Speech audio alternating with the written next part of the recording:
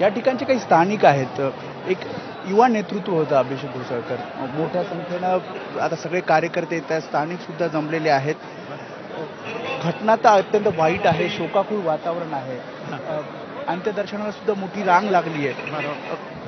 तुम्ही पर्सनली कसे बघत होते अभिषेक घोसाळकर? म्हणजे एकदम कार्यतत्पर आपण म्हणतो तसा तो माणूस होता. रात्री 2 वाजता बोलवलं तरी ते कोणाच्याही मदतीसाठी येत होता आणि स्वतःचे पैसे खर्च करत होता.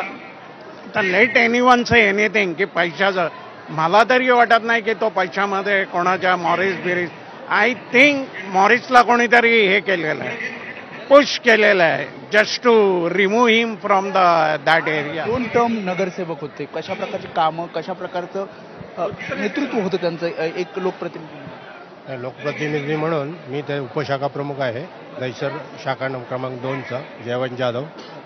त्यांचं उत्तम काम होतं. कालच आमच्याकडे आले होते हल्दी कुंकवाला. तुमच्याकडे हो आले होते. आमच्या एरियामध्ये बावलीपाडा आमचा एरिया आहे, त्याच्यामध्ये उत्तम त्यांनी ते डबे वाटप महिलांना सगळं समान केलं आणि त्या जसे ते तिकडे मातोश्रीवर सोबत त्यांची मैत्री झाली होती. ज्या मॉरिसबरोबर त्याची मैत्री नव्हती. Morris is a notorious person, म्हणजे चिकार त्याच्याविरुद्ध क्राईम्स आहेत, रेकॉर्डेड क्राईम्स आहेत. सोबत काम करू असं त्याच्या फेसबुकला नाही, तो अप्रोच झालेला की तुम्ही मला काहीतरी मदत करा म्हणून. माझं तर शासनाला किंवा पोलिसांना हेच विचारणं आहे की तो बलात्कारित होता, तुम्ही त्याला आत टाकलात, then why he was you can say given bail. त्याला बेल का मिळालं दॅट इज इम्पॉर्टंट आहे की त्याला तुम्ही सोडलात का. त्याच्यावरती जेव्हा सेव्हरल गुन्हे होते, पुष्कळ गुन्हे होते, तर तुम्ही त्याला सोडलं कसं बाहेर. हा मेन प्रश्न आहे पोलिसांना आणि राज्यकर्त्यांना आहे, प्रेझेंट गव्हर्नमेंटला.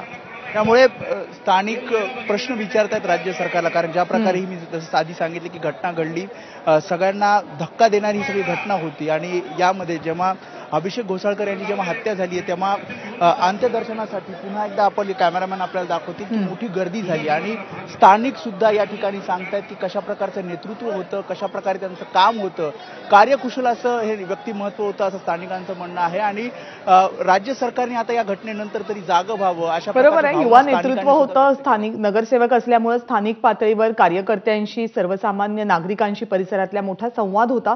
त्यामुळे अनेकांच्या अगदी जवळचं नेतृत्व होतं असं म्हटलं तर चुकीचं ठरणार नाही आणि स्थानिकांच्या बोलण्यातनं सुद्धा तीच भावना व्यक्त होते.